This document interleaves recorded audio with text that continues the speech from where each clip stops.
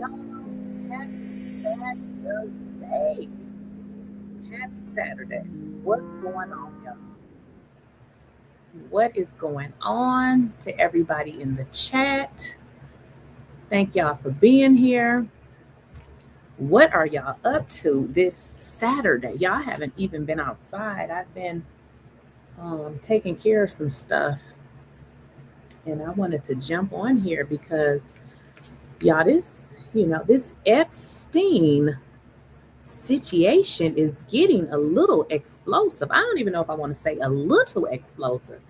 Y'all, this is just not good. I don't know what y'all thinking, but they are protesting, um, of course, everywhere, and most certainly at the Capitol. Now, I don't know if you guys recall the Republicans, or if they call themselves MAGA, honey, they are flipping to the other side. Now, we got some more emails for y'all. I said we're going to talk about this thing until we can't. We are not going to let old Dusty Donald Trump get out of this. Okay. Now, we got another email, y'all, that we want to get into. Now, Jeffrey Epstein's estate, I want to be clear where these emails are coming from. Release some more emails, and this one gonna have y'all in stitches laughing so damn hard when y'all hear what Jeffrey Epstein said about Trump's personality, and what he said about what kind of person that Donald Trump is, y'all. Woo, y'all, this is getting ugly. So a lot of Donald Trump supporters are saying, listen, we may have supported Donald Trump, but we ain't supporting no, what you put in the chat, GOP grand old P files. Exactly. We ain't supporting that, but let's get into it, y'all. New and incredibly revealing details about Jeffrey Epstein and his opinions of Donald Trump, someone that Epstein once called his closest friend for 10 years. The emails and text messages show that Epstein continued to be focused on Trump when he became president, questioning his sanity, psychoanalyzing him as someone who feels alone and might, quote, crack, even suggesting without explanation in one email, quote, I am the one able to take him down. Obviously, in the context of all of this, you want to know more there, but we don't have the context. The two men, of course, were once extremely close. Several associates of both of them have told us over the past year that they were the best of friends. Andrew Kaczynski of K-File is out front now with his new reporting.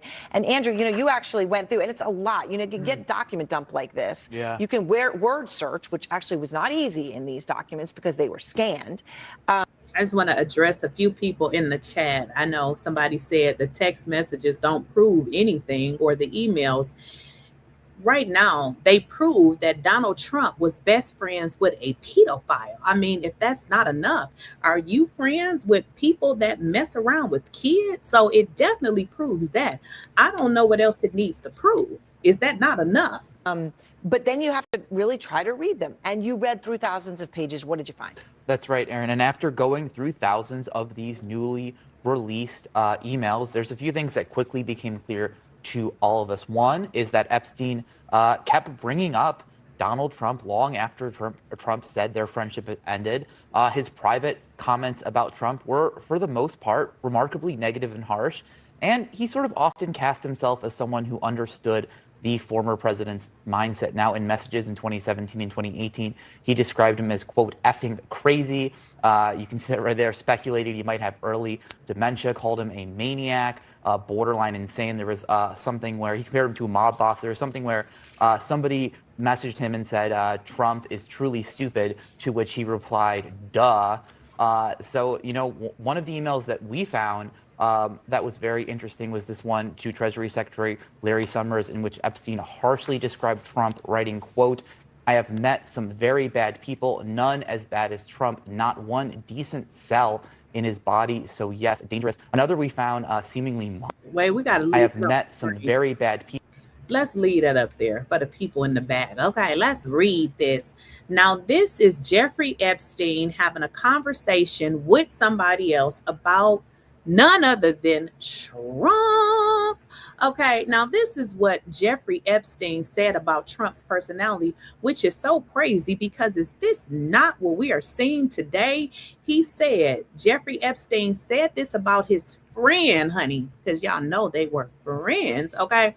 He said, I have met some very bad people, none as bad as Trump, not one decent cell in his body. So yes, he's dangerous. So this is one of Donald Trump's friends that's saying that he is a piece of shit.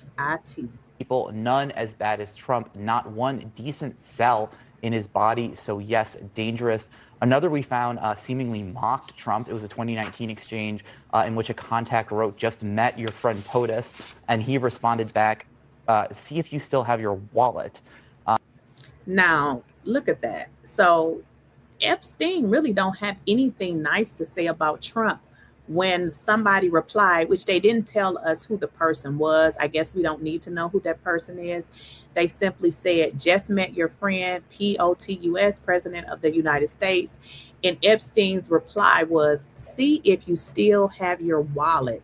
So he's pretty much saying that Trump is a scam artist, which we already knew, right? And this one where he discusses his view of how Trump was handling the Russia investigation, Epstein wrote, your world does not understand how dumb he really is. He will blame everyone around him for the bad results. Now this one, y'all, we gonna leave this one up here because y'all, is this not what we're seeing? He says, your world does not understand how dumb he really is. He will blame everyone around him for bad results. Mic drop. I mean, is that not what this man is currently doing? He done blamed Obama. He done blamed the Democrats. He done blamed Joe Biden. He blames everyone but himself. Everybody but himself. So this guy, Jeffrey Epstein, he definitely knew Trump and exactly who he was. He said he blames everybody but himself. Wrote, your world does not understand how dumb he really is. He will blame everyone around him for the bad results. I mean, it's really incredible when you go through this, right? And you realize how, these files, how, as Garcia was just talking about, right? Mm-hmm. Just the frequency with which Trump's name was mentioned. He was the subject.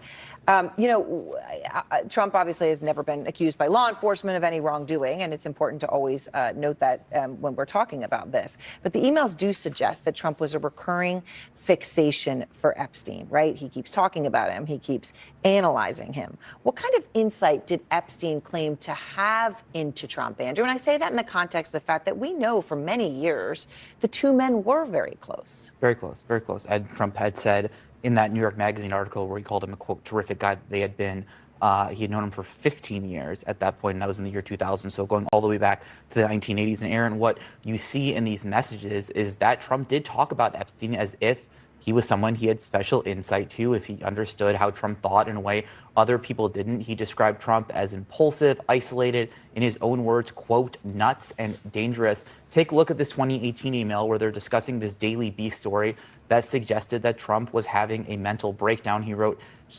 wait a minute, y'all. Trump was having a mental breakdown then. He has a mental breakdown every day on Twitter or Truth with all of these crazy rants. Jeffrey Epstein said he feels alone and is nuts. So he's basically saying that this man feels as if he's by himself and he's a nutcase. He said, I told everyone from day one. So Epstein knows exactly who Trump is. He said he's evil beyond belief, mad, and most thought I was speaking metaphorically. So he said, listen, I've been telling y'all this from the jump. It's obvious he could crack Stormy Daniels' lies after lies after lies. No, is that not what we are witnessing right now with this man? Like Jeffrey Epstein definitely was telling the truth about this Donald Trump. Take a look at this 2018 email where they're discussing this Daily Beast story that suggested that Trump was having a mental breakdown. He wrote, he feels alone and is nuts, using 3 exclamation points. I told everyone from day one, evil beyond belief, mad, and most thought I was speaking metaphorically. It's obvious he could crack. Stormy Daniels, lies after lies after lies, he wrote. In another exchange, he offered this assessment of Trump to someone who maybe was looking for insight into him. Donald is close to no one. He talks to many people. He tells each one something different. Now, Aaron, it's going to be, we'll still have to see, are these emails going to change anything politically? But that vote is coming up next week where the House is going to report or vote on releasing the Epstein files. That'll then have to go to the Senate and be signed by the president. So this isn't going away. It's going to stay in the news, and we're going to see if more revelations keep happening. Yeah. So Trump, the old pedophile, all of the MAGA pedophiles in the chat, how y'all doing? Stand up for your future brother. The MAGA pedophiles is in the chat. We will. And Garcia making it clear they're going to go back to the Epstein estate if for any reason Trump's called for investigation stymies their efforts at the DOJ. K-File, Andrew Kaczynski, thank you so much. LinkedIn co-founder Reid Hoffman just responding to President Trump's demand that he be investigated for. The crazy part about this whole thing is you got to be a special type of stupid to stand up for a pedophile. Like, if you support those type of people, you must have that in your background. You are nasty, nasty, and disgusting. You pedophile, you. You support somebody that harmed children. You are disgusting. Donald Trump, we already know who Donald Trump is. I mean, his friends is pedophiles. So, and it's coming out, and you're mad. I know y'all big mad. Get over it. His alleged involvement with Jeffrey Epstein. Hoffman saying the move was a, quote, obvious ploy to delay release of the Epstein files, writing Trump should release all of the Epstein files, every person and every document in the files. Hoffman wrote in a thread on X, adding later, the call for an investigation is an obvious ploy to avoid releasing the files. Simply release all the files and expose the people who had both deep and ongoing. Before I delete your chat, Craig Wan, the B is your ancestors. Your grandfather that raped children, men, boys. Your entire history is full of pedophiles, Craig Wan. The only B is your generation. Your culture is full of pedophiles, and that's why you protect pedophiles, because you come from pedophiles. You probably are a pedophile, considering your generation raped slaves, you raped women, children, and men, and also animals. So I know you're mad, but hey, I would be too. Relationships with Epstein.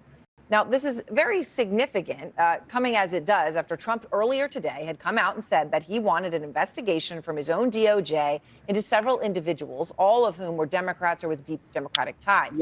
Reid Hoffman is the founder of LinkedIn and one of the biggest Democratic donors out there. Trump had repeatedly said he wanted. The poor little beige people are so mad. Let's go. When I play this video, I'm going to go to the internet and show you how in your history, your generation was pedophiles. I know that's hard to hear. It is what it is. This is what you all did. And this is why you want to erase this from history, because you did, the stuff you did was so nasty that you don't want to believe you did it. But you did it. You did it. You have a history of pedophilia. Sad, I know. That's why you support Trump. Investigations into Hoffman already, along with George Soros. Trump also mentioning Larry Summers and J.P. Morgan, as well as Bill Clinton in his list. Pam Bondi immediately acquiesced and said she would do the investigation. Kristen Holmes is back with us. But Kristen, you hear Reid Hoffman coming out, posting this online with his response, and Trump now answering questions on the Epstein emails, right? This big treasure trove that came out in the past 24 hours or 48 hours, thousands of pages. His name is in them, all over them. Congressman Garcia just said his name is in them more than anyone else's.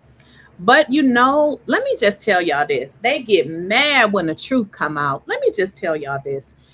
This is really not solely about Trump, although we know Trump is a pedophile. We know that. Trump was accused and found guilty of R-ing a 13-year-old girl that said that Trump did it to her, and so did Epstein. So we know he a pedophile just because of that case. Now, here's the deal. The reason why they don't want to release that list is because y'all know who's on the list. It's not only Trump. I mean, we're seeing Trump in the emails, but a whole bunch of old white men. And you know how you try to protect those old white men, them nasty old white men. So that is why this list is so private, because they don't want to tell the world that they're pedophiles in their old rich white men. I know y'all mad, but it's the truth. I mean, it's the truth. Did you guys hear about the Abercrombie and Fitch CEO? You probably didn't hear anything, but if you go to Google and type it in, this man is free on bond. You have not heard anything about the case, and he has a history of messing with girls and boys. So let me tell you what they said he was doing. He was making them think that he was coming in for like a modeling thing, and he was sex trafficking them. Now, this is another old rich white man. So the reason why this list is not coming out, because they don't want you all to know. Now, if it was black men on there, y'all know that list would have been out, but they try to protect the pedos because they're old, raggedy white men. I know y'all mad. That Trump mentioned. So what is Trump saying now? Well, President Trump has been answering questions about all of this, essentially saying that he believes that they need to, they being the Department of Justice, uncover all of the different relationships between Epstein and these various individuals. Obviously, Reid Hoffman, one of them, Larry Summers, one of them, Bill Clinton. I do think we just need to make it very clear that these investigations have already happened, not necessarily just into these individuals, but into Epstein as a whole, and ties that he had to a lot of prominent people. And these investigations that actually happened in the Southern District of New York found that they couldn't charge anyone else. And of course, this goes to the whole thing that we have been discussing, which is, how can you say that this is a hoax, but then call for an investigation into a hoax? Now, I do want to note one other thing, Aaron, because we have been talking about this extensively, and just a reminder, I asked Carolyn Levitt about this in particular, and she said she'd get back to me, and we never did, which was about this MRI that President Trump said that he had. Now, I know this is a separate topic, but I do think it's really important because we've been covering it so closely, and we've never gotten answers from the White House on this. Essentially, he says that he doesn't know why he got an MRI. He was asked about it again, and then said that it was part of a routine checkup. Well, part of the reason that we've been pushing for answers on this MRI is because an MRI is not part of a routine checkup in general. And so now he's saying it was part of that kind of routine checkup, that he doesn't know why he got it. But again, this doesn't really give us the answers that we have been asking for when it comes to President Trump's health. And just a reminder, and President Trump himself said, ask the doctors. Of course, we've reached out to the doctors. They're not going to answer us. They haven't. But then on top of that, he said he wanted to be transparent, but we still don't have any of these answers here in terms of his health. Well, I think those are really important things, and I'm glad you brought it up, Kristen, because obviously, it also defies belief to think that you wouldn't. Well, I don't care about the old geezer's health. I hope he would just dwindle away and just die. I mean, if he would just die, we won't have to worry about him again. So that would probably be the best. So who gives a damn about his health? But you guys should know by now that him and Marjorie Taylor Greene is squabbling. Yes, they are fighting because Marjorie is feeling some kind of way about pretty much supporting the old pedo herself. So what did Marjorie Taylor Greene have to say about Donald Trump? We're now in the middle of witnessing a major blow up between the two of them. One that a lot of people probably predicted would or did not expect would ever happen, with the president attacking her and her now calling the president, saying that he is lying about her and that she believes this is all over him trying to bully other Republicans into not voting in favor of that discharge petition on the Epstein files this week. I wonder what you make of what's playing out. It's like they put truth serum in the MAGA water cooler. and Marjorie Taylor Greene and Donald Trump are both condemned to tell the truth about the other. Everything each says is right. They are narcissists. Marjorie Taylor. And I wouldn't give a damn what you hoes report. There's nothing to report here. Trump is a pedophile. Hello. Report that hoe. No. Taylor Greene is right that Donald Trump has no domestic agenda except to harm ordinary people, and Donald Trump is right that Marjorie Taylor Greene is crazy. So it's useful information all around.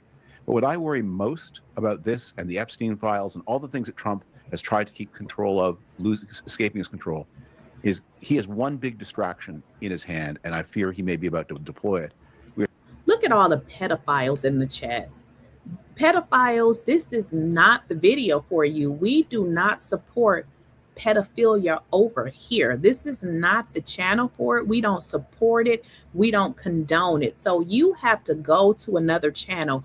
Whenever a child says that they have been harmed by somebody, they are telling the truth. So a 13-year-old, well, she's a grown-up now. She sued Donald Trump, and she said that he a'd her when she was 13 years old.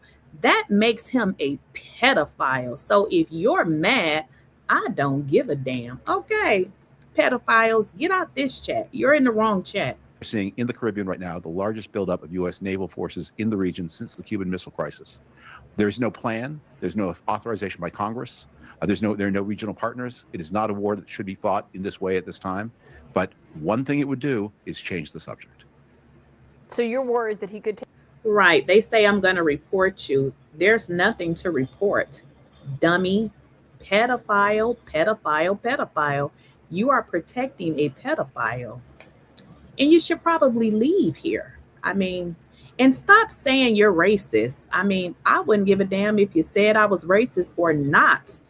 I don't care. I mean, I am Black. So you have to know that I support Black people. Dummies. You are dumb. Take action on a foreign policy move to distract from what's happening in Washington.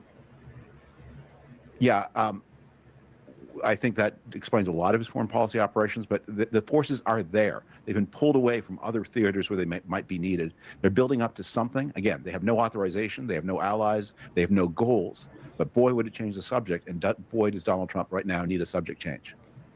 Yeah, and we've seen what's been playing out. Obviously, the president was saying tonight he didn't know if he'd take that step. He wasn't sure. We know he's been briefed on options there. But on this, in and of itself, do you think that is the reason he's criticizing Marjorie Taylor Greene, though, is because he doesn't want other Republicans coming out in what, we've told could be a huge snowball effect next week when Speaker Mike Johnson actually puts this on the floor, that a lot of Republicans could end up bucking the White House and voting for this?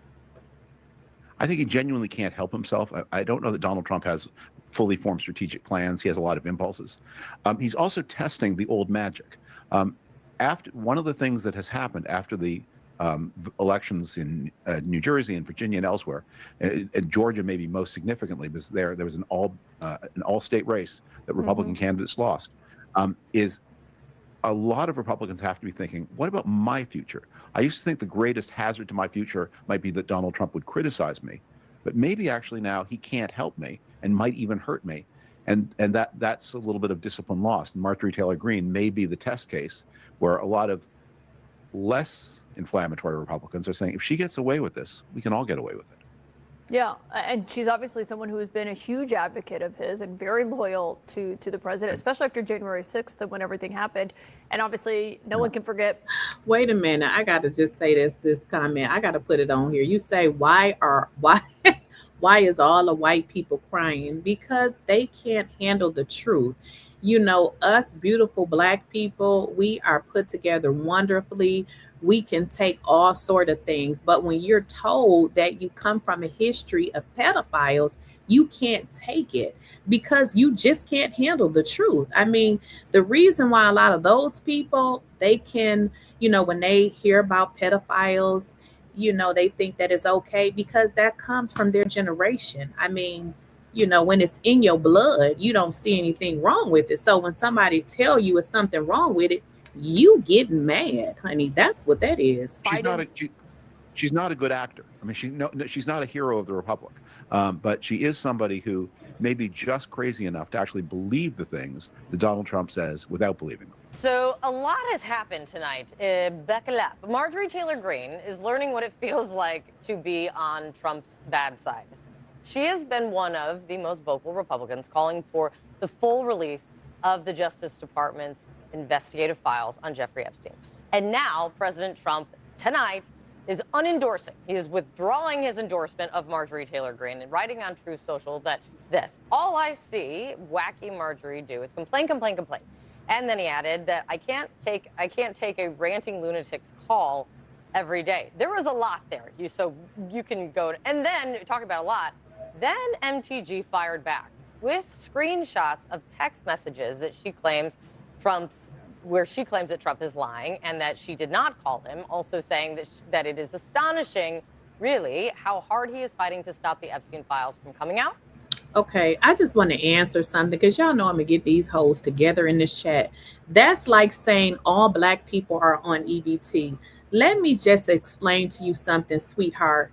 We know that the majority of white people are on EBT.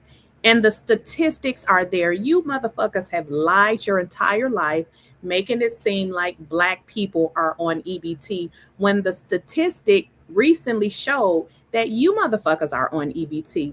I mean, you don't even have to have common sense to figure that out. We are the minority. How could we be the majority of people on EBT? You people are the majority of people utilizing public assistance, frauding, getting food stamps, y'all on every type of aid that exists. One thing about a black person, if we did get EBT and for some reason we didn't get EBT, you better believe we got another way to get food. So you can just get the hell up out of here with your bullshit saying it's like the majority of black people being on EBT, because I bet you were born on EBT, you passed it down to your children, and now your grandchildren are on EBT. Don't come in here with that EBT shit. Don't come in here with that. She argued that she has been one of Trump's strongest supporters, but that she doesn't, quote, worship or serve Donald Trump. On top of unendorsing, he actually said that he would support anyone who would be primarying her in the upcoming election. Who wants to take this one on? Well, I can tell you that is not unusual in politics. Political romances are often short-lived. And she has been critical of him not only about the Epstein files, but about his involvement in foreign affairs. And I don't mean with women. I mean in various parts of the world. And you said it, not us. just to clear the table on that one.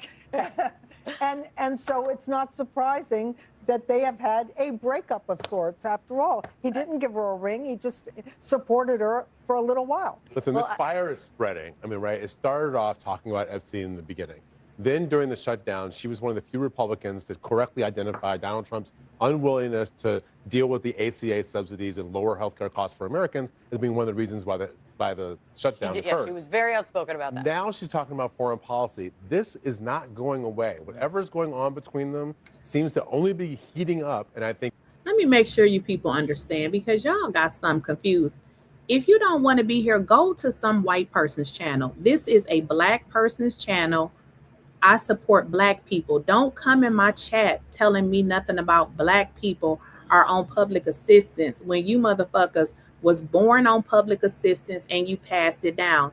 I said that white people are pedophiles because I meant it. And if you would go to Google, you can Google how slaves was raped. Who do you think raped them, you idiot? Don't sit here and come on here and play games with me. I'm not gonna lie to you to make you feel a certain way. I don't give a damn if you are here or not. I'm going to tell you the truth. You're not going to come in my chat telling me bullshit. So if you think it's racist, I don't give a damn. The truth may seem racist, but you can Google this shit. This is what y'all did. So if you don't like it, go fix your background, I guess. It is what it is. I don't give a damn. It ain't my background. It's yours. The rest of us should get the popcorn.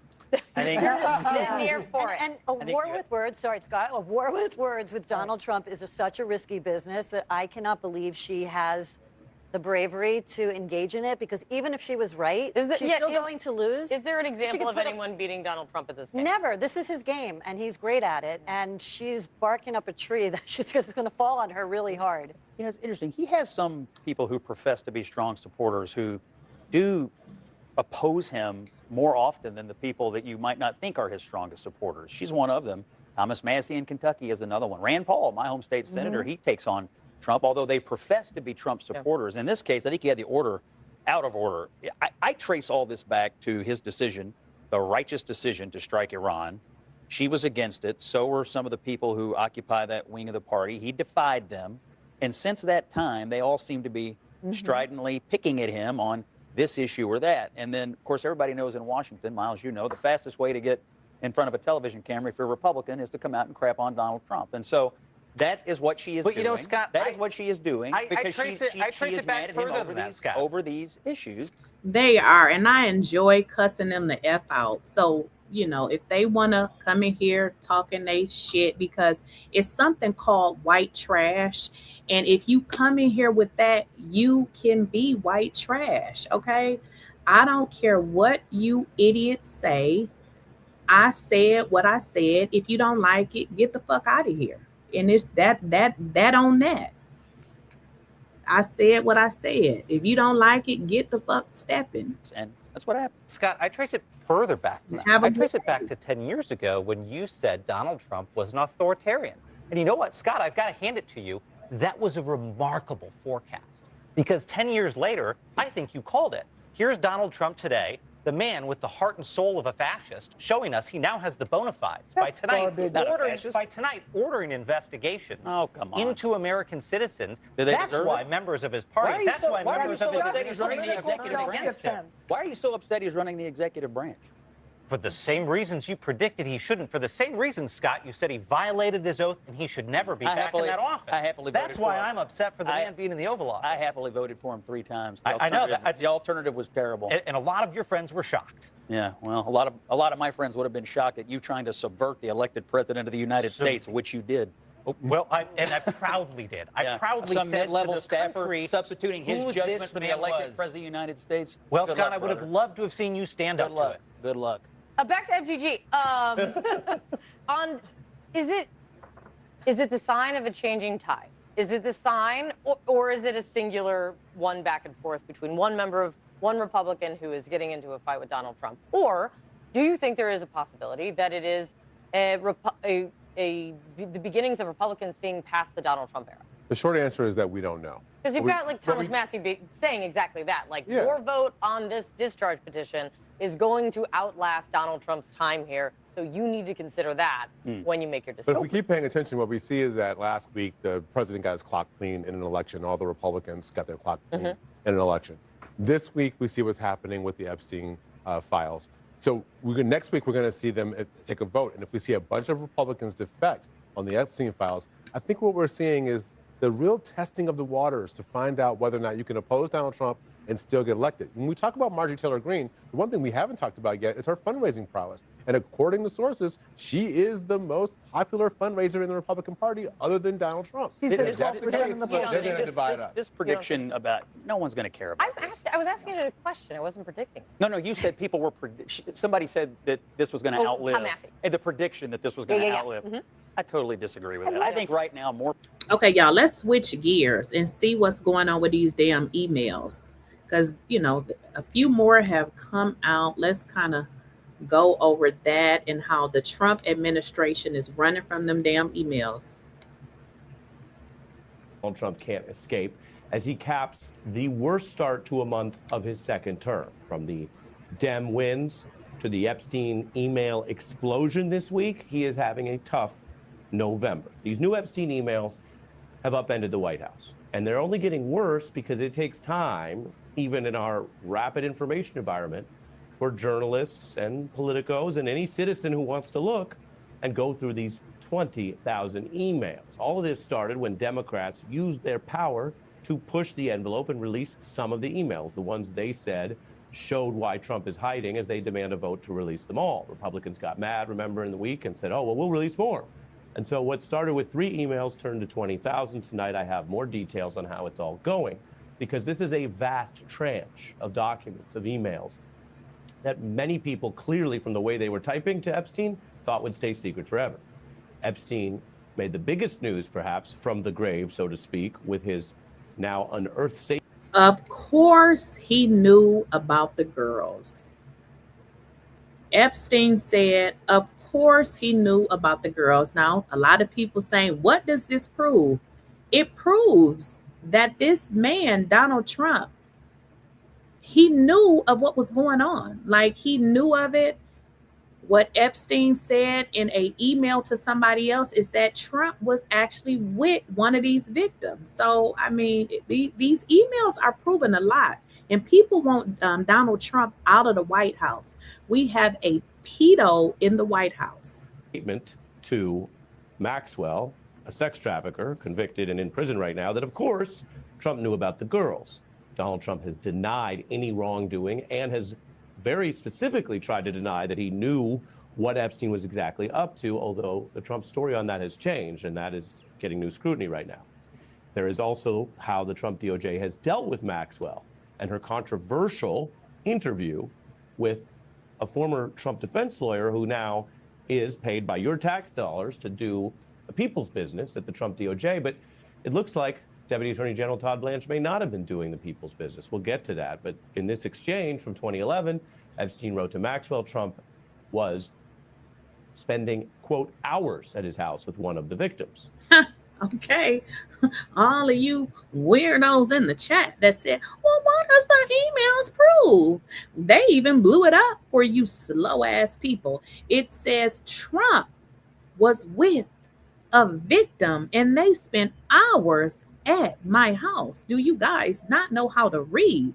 Does this not prove that Trump was in on what Epstein was in on? I know y'all slow, and some of you trolls in the chat are pedos yourself, so you protect pedophiles, okay? I figured that out. But it says right here that Trump was with a victim and that Trump spent hours at his house with a victim. Y'all do know how to read, don't you? Victim. We even have it highlighted in black. That means victim. Mega pedophiles. Maxwell said she's been thinking about that, as they said that Trump was a dog that didn't bark. That matters for many reasons, but specifically whether Deputy Attorney General Blanche is worried about later professional sanctions or misconduct or even potentially being disbarred if this is part of a larger cover-up. It obviously contradicts what Maxwell apparently falsely claimed with no repercussions yet when she had her cozy interview with Deputy Attorney General Blanche just months ago. I think they were friendly, like people are in social settings. I don't think they were close friends, or I certainly never witnessed the president in any of, I don't recall ever seeing him in his house, for instance. Something she suddenly says she didn't recall when the emails say she did. If the Trump DOJ were on the level, and this is now public. Okay, did you slow people in the chat follow that? Let me break that shit down for you because I know you're slow.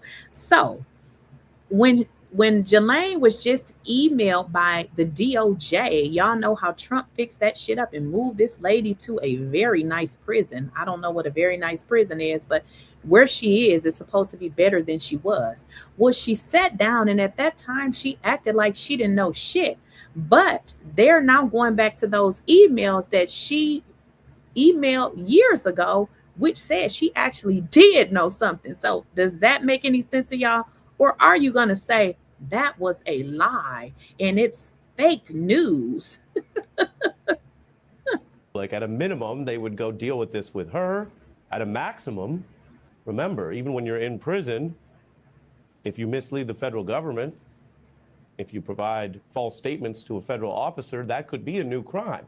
And yet they're not obviously doing anything like that. They're giving her special treatment and a puppy in prison, and we'll get to that. Blanche says that for some reason, quote, law enforcement didn't have those emails when he did the interview.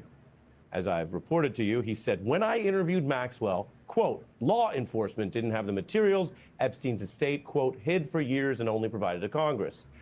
That statement is highly suspicious, and it is now getting debunked by the Epstein estate, which says we hadn't received any requests from DOJ in recent years, emphasis on recent years, I'll come back to that, but they say, and these are the ones who have been lately more transparent, of course, working for the Epstein estate sounds controversial, but Epstein's dead. These are the people who manage the estate. These are lawyers who have their own obligations. They are the ones who provided these emails. So they might have more credibility than Mr. Blanche right now. And they say tonight it's inaccurate for Blanche and Trump DOJ to assert the estate has hidden anything.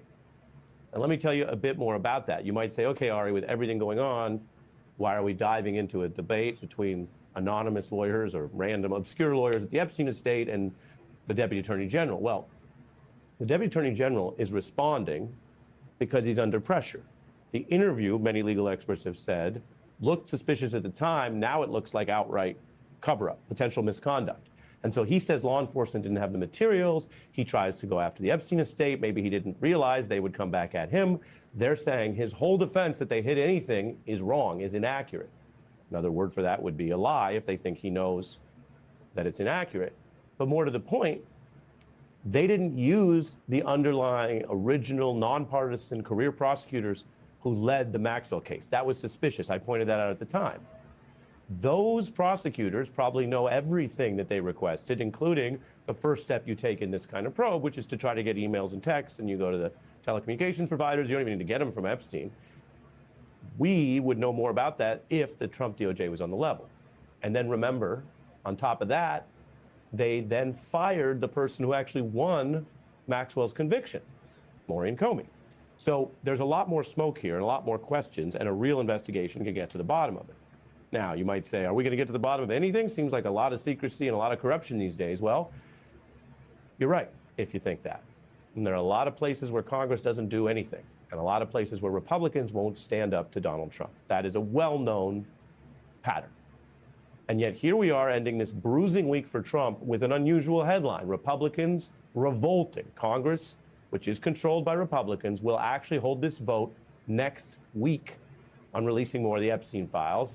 Epstein accusers imploring lawmakers to vote yes. That's part of the public pressure.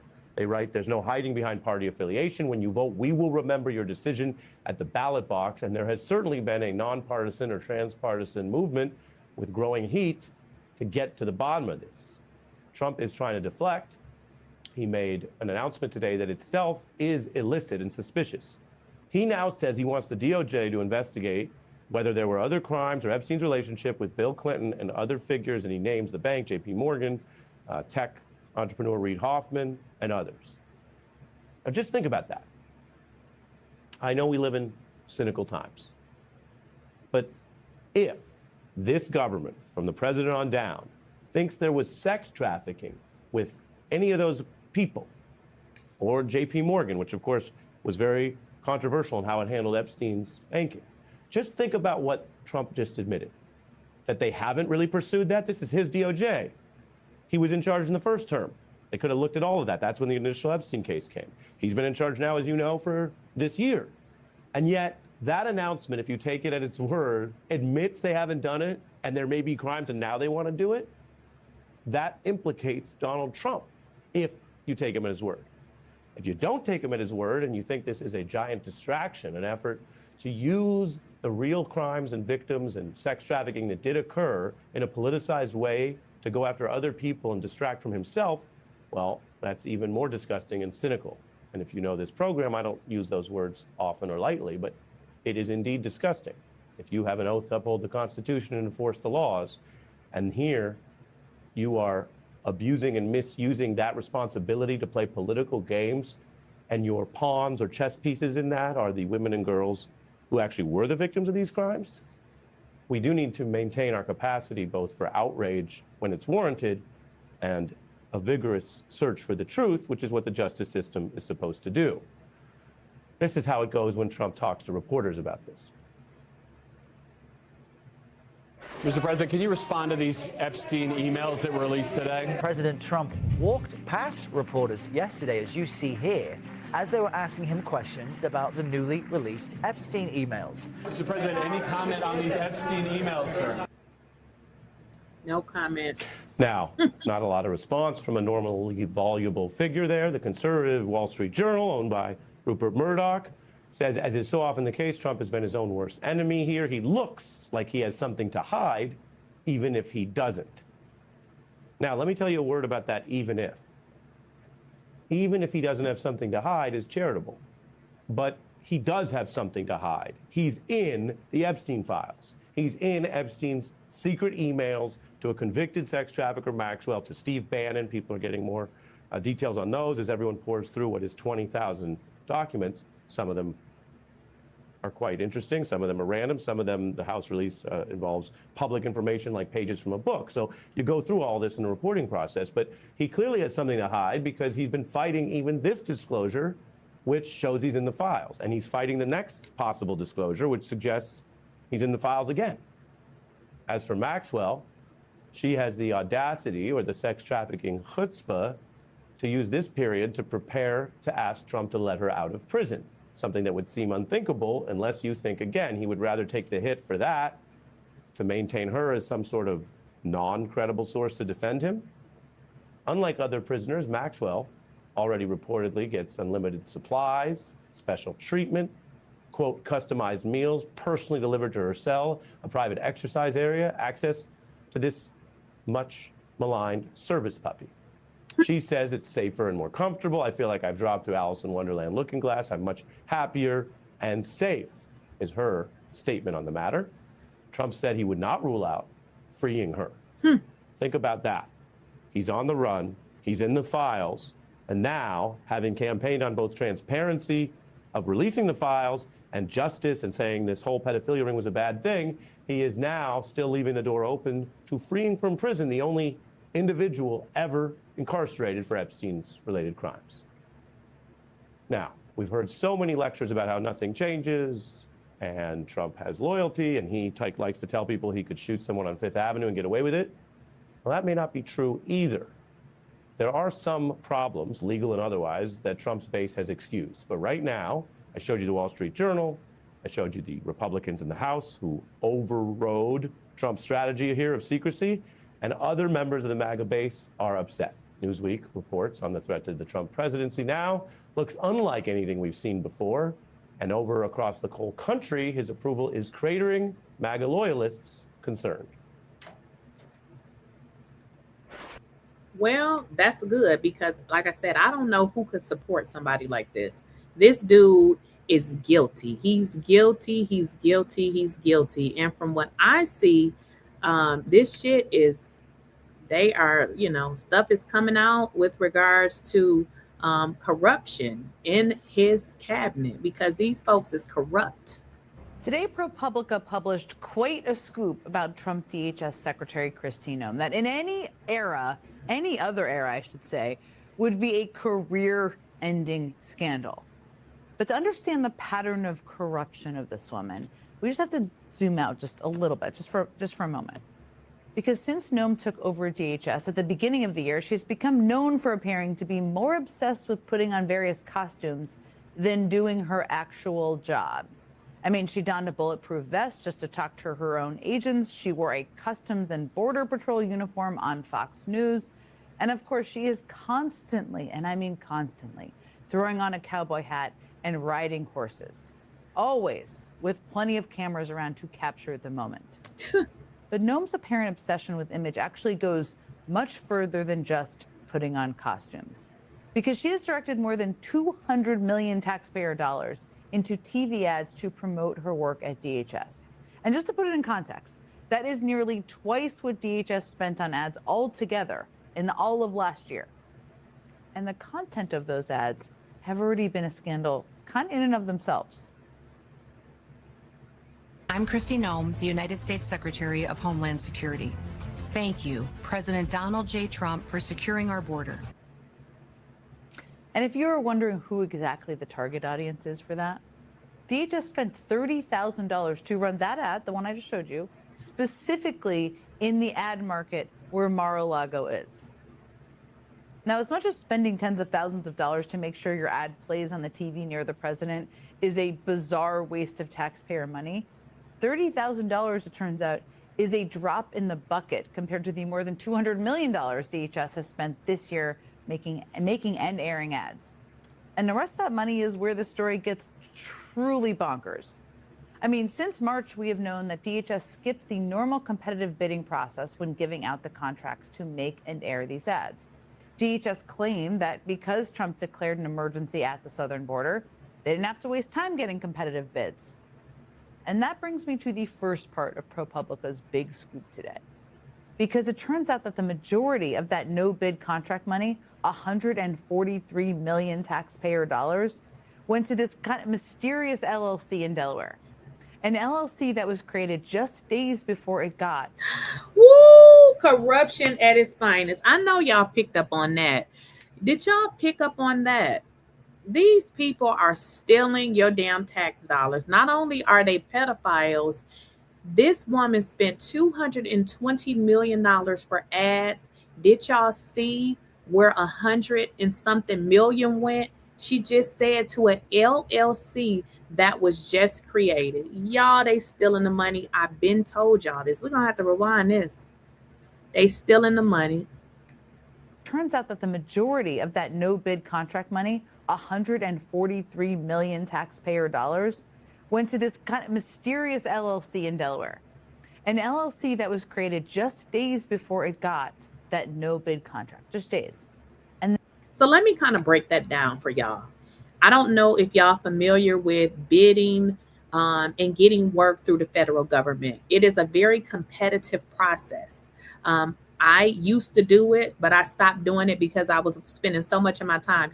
In order to get an award with the federal government, there are so many requirements. And I'm going to tell you this. If you are a new business, it's very hard to get contracts with the federal government, especially a $125 million contract.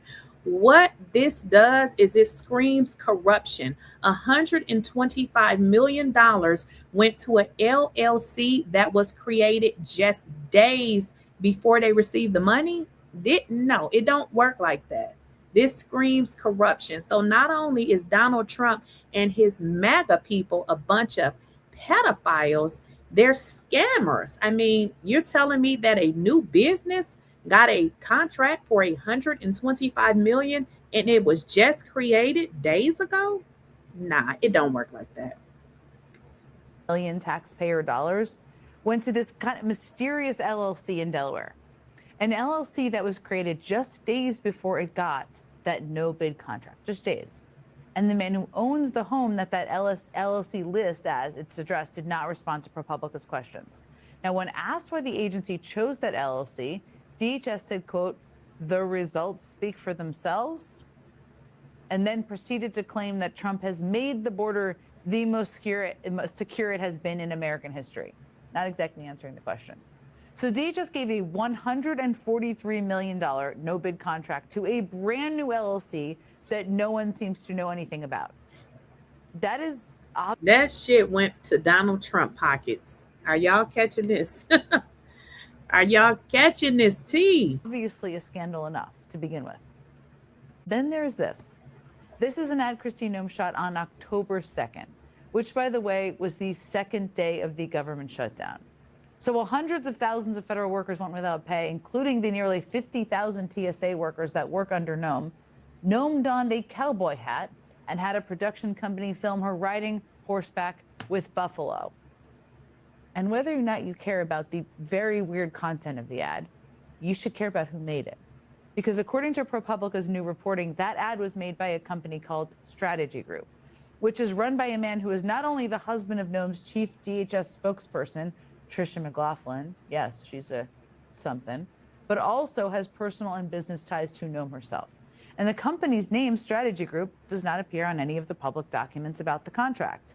Instead, the group listed on the contract is the mysterious Delaware LLC that DHS gave that $143 million contract to. I should say that DHS said in a statement to ProPublica that it does all of its contracting by the book. Okay. But the office in charge of funding ad contracts at DHS is the Office of Public Affairs, which is run by none other than DHS spokesperson Tricia McLaughlin. And when she was asked about why DHS ended up using her husband's company, Strategy Group, to make that ad, she replied with this: "We don't have visibility into why they were chosen. I don't know who they're a subcontractor with, but I don't work with them because I have a conflict of interest and I fully recuse myself. My marriage is one thing and work is another. I don't combine them. Well, Trisha, they seem pretty freaking combined right now, don't they? I mean, her husband, the CEO of Strategy Group, 𝐬𝐮𝐬𝐽, did not respond to ProPublica's questions. So not only did DHS give a $143 million no-bid contract to an unknown LLC, but that unknown LLC then hired someone tied to 𝐬EM, someone literally married to the 𝐬EM aide in charge of giving out DHS ad contracts. And believe it or not, this is not the first scandal about 𝐬EM and this company, the Strategy Group. See, back when she was governor, 𝐬EM's office hired Strategy Group to make these ads. Yet again, a lot of costumes going on here. This is 𝐬EM dressed as a state trooper, a construction worker, a nurse, an accountant. Here's 𝐬EM dressed as an electrician, a welder, a dentist, and my favorite, a plumber.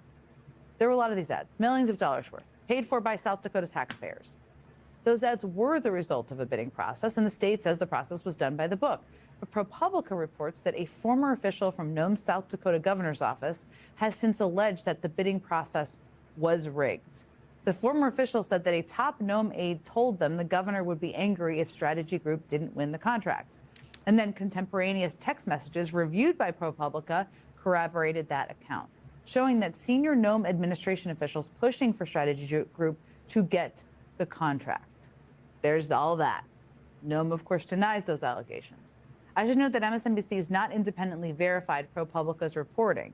But if this reporting is accurate, and it's very detailed, and a company run by someone with personal and business ties to 𝐬EM herself has managed to score government contracts, huge ones, from 𝐬EM's agency with a no bidding process and literally zero transparency, that should at least very much be a call for an investigation from somewhere, if not cause for 𝐬EM to be forced to ride off in the sunset on one of those horses. Well, y'all, this is a lot. This is what the hell world are we living in here? So I hope y'all got that. Now, $100 and something million being awarded to a company that did not basically go through the bidding process, and now they're finding out that that particular company is tied to this woman's husband's business. Ooh-wee. Y'all, this is a mess. This is a mess right here. So we have pedophiles, and we definitely have some corruption. We definitely have some corruption going on, because there's no way that you should be awarding a business of your husband's to get $120-something million of the people's money. Okay.